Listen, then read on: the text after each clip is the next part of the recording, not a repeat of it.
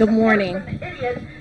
We are all gathered. My name is Dr. LaDonna Butler, and I'm a mental health therapist in this county. I'm also a mother of 5. I also am a family survivor of COVID. See, today I am going to talk about mental health and COVID-19 and the impact of masks. I think it's also important to center the conversation around the health and safety of all of our babies. You see, we were responsible. We took our vaccinations, we cared for our children, we social distanced, and even with all those precautions, we still were exposed. I know that it was through our efforts at maintaining safety. I know that it was through vaccination, and I know that it was through taking care of ourselves that our family was protected. You see, we wanted all of our children to be able to maintain their status in Pinellas County schools. See, kids need social engagement. Kids need to be in school. However, if we, given the effectiveness of safety precautions, when used consistently, children are at higher risk of suffering mental health issues and developmental setbacks if they miss out on in-school learning, especially during this academic school year. See, during the first week of July 2021, we know that over 200,000 children in the U.S. have been hospitalized during the pandemic, and nearly 400 children died from COVID. A tragic disproportionate number of these kids who experienced severe illness and death were children of color. Those whose social and economic vulnerabilities put them at especially high risk. We know that the long-term consequences of COVID are still being explored. We do not know how long or how big the impact of having COVID is going to affect our kids, especially kids who have neurological, lung, cardiovascular issues. And what we also know is if we are to remain connected, if we keep our kids in school, if we mask, if we maintain social distance, if we do what is necessary, our kids can remain safely in school. The bigger issue is this. We've been at this for 16 months. Masking is not a new idea to us. Social distancing is not a new idea for us. And we know also that the impact of mental health rose drastically, and especially in the beginning of COVID-19. People who had no pre-existing mental health concerns were reporting depression, anxiety, isolation, and significant concerns. We do not want to go back to where we started. We cannot go back. We cannot go back. So what the solutions are is this. We need to listen to the doctors. We need to use common sense. We need to protect our babies and protect ourselves. We need to unite as one people, understanding that if we all do our part, then we can survive this deadly disease. See, it's important that we are paying attention and making space and hearing one another. And it's important that we're all speaking the truth in our circles of influence. It's important that we're asking for help for ourselves, especially when we're feeling anxious, especially when we're feeling depressed or any other mental health concern arise. And then, more than anything else, we need to unite as one, do the right thing, even though it's the hardest thing, and mask our babies, mask ourselves, and live through this pandemic. Thank you.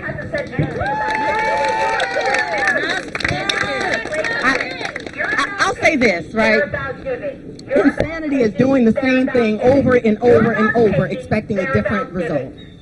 And so we know some of the anxiety that is being experienced in this room is really about them feeling, or people feeling like your rights are being taken away.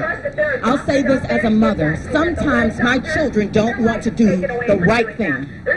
Sometimes when I'm working with people who have high traumatic responses or are anxious, they don't have the capacity to make the right decisions. So as the big people in the room, we need to be bigger, stronger, wiser, and kind as we make the right decisions for our family, for our neighbors, for our friends, and hold space for them. We are asking for every administrator, everyone who we've entrusted through our vote, to make the hard decision, the right decision, and center safety for all of us. Thank you.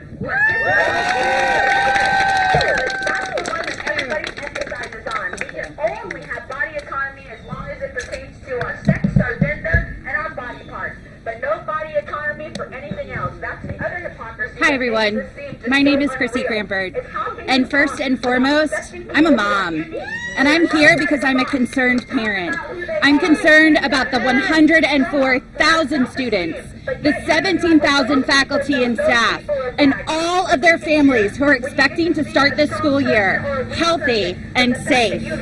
I truly believe, and I've believed this entire pandemic, that we are all approaching this with the best outcomes in mind. We want what's best for our children. But our medical experts are telling us loudly and firmly that masks work.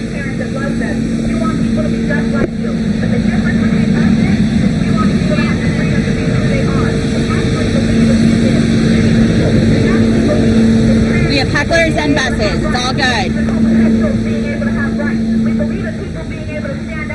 To protect our children and to protect our teachers, and because I am immune compromised, my husband and I made the very difficult decision last year to utilize my PCS for most of the year. We have a 4th grader, a 2nd grader, and a kindergartner, and they made the best of it. My husband and I, it was the hardest thing we've ever done. Parents were not okay, and we're not okay now. The school board is asking us to send our children back into schools into COVID soup with inadequate precautions. Closing a water fountain is not going to stop the Delta variant. When our children returned to their classrooms last spring, my family saw that schools could open safely with layered prevention strategies. Those layered prevention strategies worked. Parents everywhere had a sigh of relief because we knew our students, our kids would be safe in schools. Our teachers would be safe. And our kids would be back in school with their friends and the teachers who knew how to educate them. We need to send our kids back to school in a safe environment. We need to lift the very heavy burden of parenting in the middle of a pandemic. This year is dangerously different due to the Delta variant. In Pinellas County, we have a 20.4% positivity rating. We are playing with fire. And unlike last year, children are getting sick and they're passing COVID to their families. In Pinellas County, our 7-day average is 892 cases a day. In any other community, that would be a cause for panic. For Pinellas, we have the opportunity to act. My children deserve to be in school. They sacrificed. When we told them they needed to stay home and flatten the curve, they did. When we told them they couldn't hug their great-grandmother, they invented air hugs in a driveway.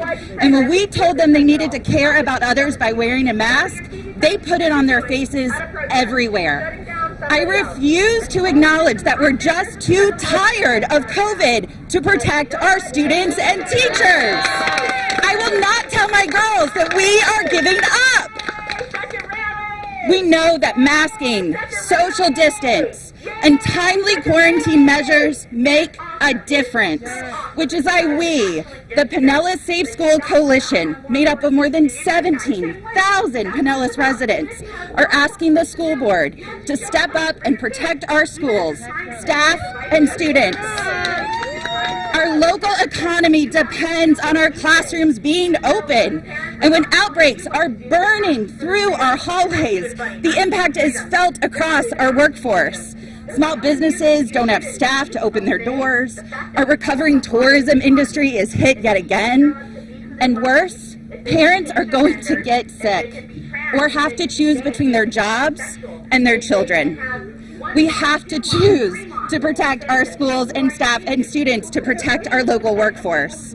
And to do that, we need real-time information when there's a positive COVID student in class with our kids. Even a 2-day delay is unacceptable. Based on our public records requests, we know that the district is behind in reporting positive COVID cases, contact tracing, and quarantining classrooms. They are not quarantining full classrooms the way they did last year. It is absolutely outrageous to me that I would get a note home about lice, but not about a COVID positive exposing my daughter in 4th grade. With everyone back to school, 6 feet of distance is no longer there. It's not even possible. And so all the more reason to bring back a masked populace in our classrooms. Masks work when everyone is wearing them. We call on the Pinellas County School Board for an immediate 60-day masking mandate for all administrators, all faculty, all staff, and all students. I'm asking to stop the delays and let us know when there's a COVID exposure in our children's classrooms. I tell my girls that we can do hard things when we do them together. We can do this too. Thank you.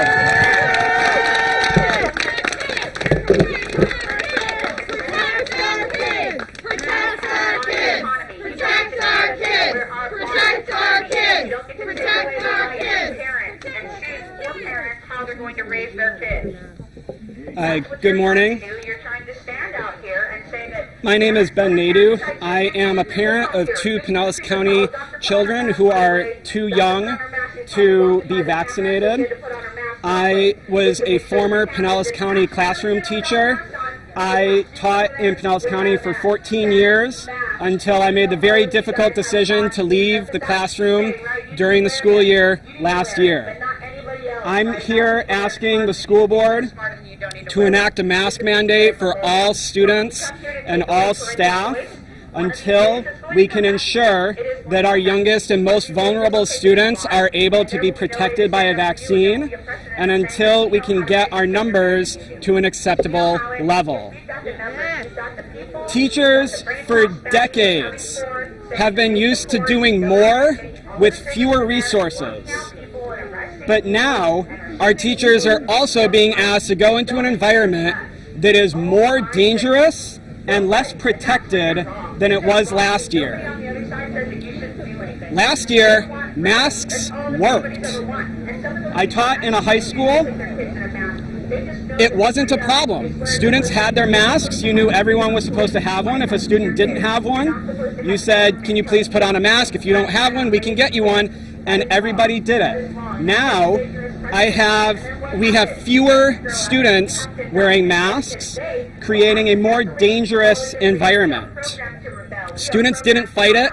There wasn't any guesswork as to whose parents wanted them to wear a mask, whose didn't. It made it much simpler for our classroom teachers, and it made it much safer. We also do not have the MyPCS virtual option this year that our students had last year. For those that wanted to stay with their local school, could stay home. We don't have that option this year. The positivity rate is several times higher than it was last fall. And yet, we are asking our students and our teachers to go into that environment with fewer protections. We have more students crammed into small classrooms with outdated ventilation systems. This is going to lead to staff shortages. Teachers will get sick. Teachers will be quarantined. They will not be able to be in the classroom. And in fact, I know of at least one teacher this year who had over 160 students on their roster, and in the first week of school, fewer than 10 kids wore their masks. And it's getting worse. And it got so bad, he was so worried for his health, he retired rather than go into that dangerous environment. There are no doctors. There are no studies. This is going to affect the quality of education that your students and our students receive. As of last night, there were 94 instructional positions vacant in Pinellas County schools. the more job openings that we have and the more experienced teachers that we have retiring, that's going to lead to less experienced teachers in the classroom, affecting the quality of education that your students get. That's also going to lead to sub-shortages. When teachers are out sick and we ask substitutes to come in, we are going to put more and more qualified teachers in harm's way. We are not asking for anything extreme. We are simply asking for the same policies that kept us safe last year. We are asking for masks for staff and students and timely quarantine reports. And above all we're asking is that we keep our children and our teachers safe. Thank you.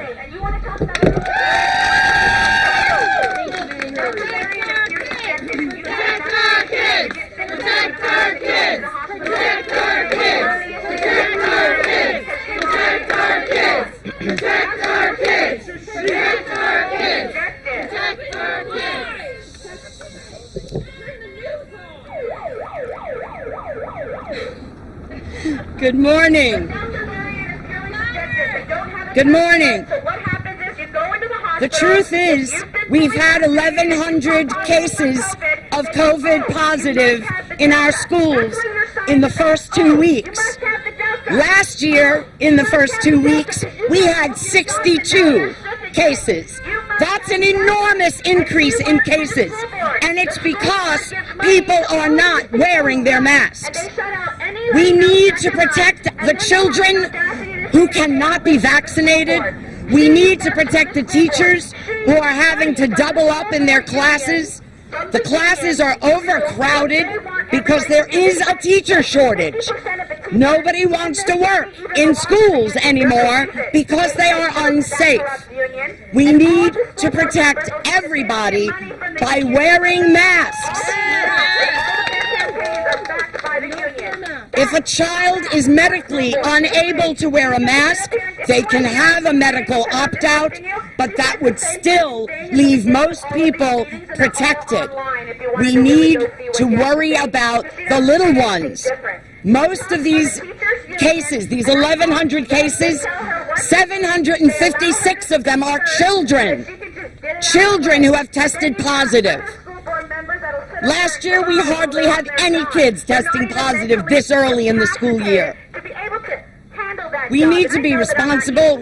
We need to make sure that there's fresh air exchange in the buildings. That is not happening right now. Our buildings are not safe, and we need to be protecting all of those who cannot be vaccinated. This is a very thoughtful group of parents who have gathered to do a peaceful demonstration and speak peacefully.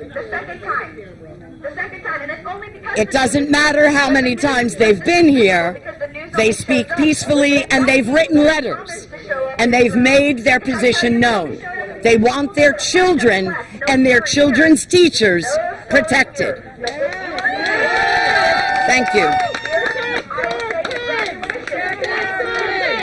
Protect our kids! Protect our kids! Protect our kids!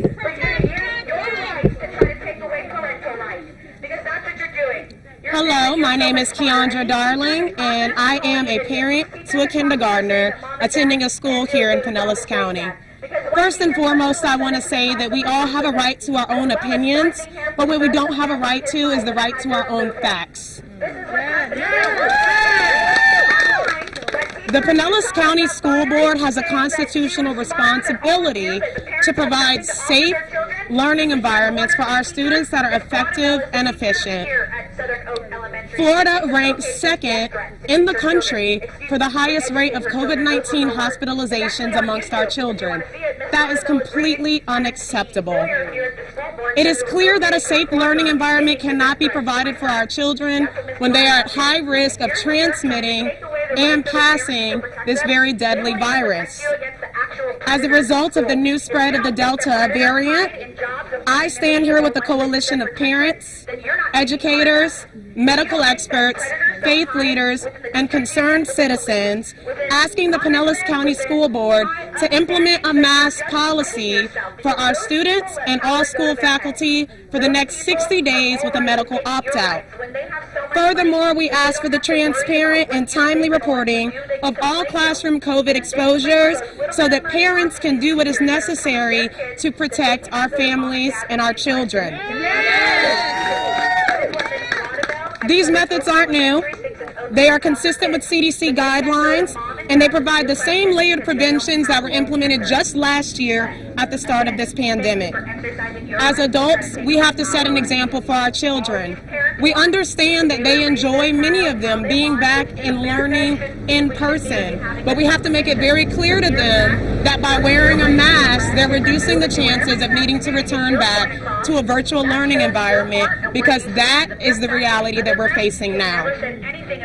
We are asking for all of parents and concerned citizens to do your part and protect our children.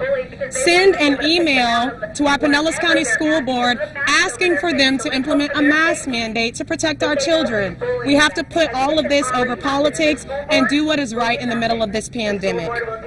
You can stand with us by sending an email to board@pcsb.org to have your voices heard. Thank you so much, and please let's do the right thing in Pinellas County.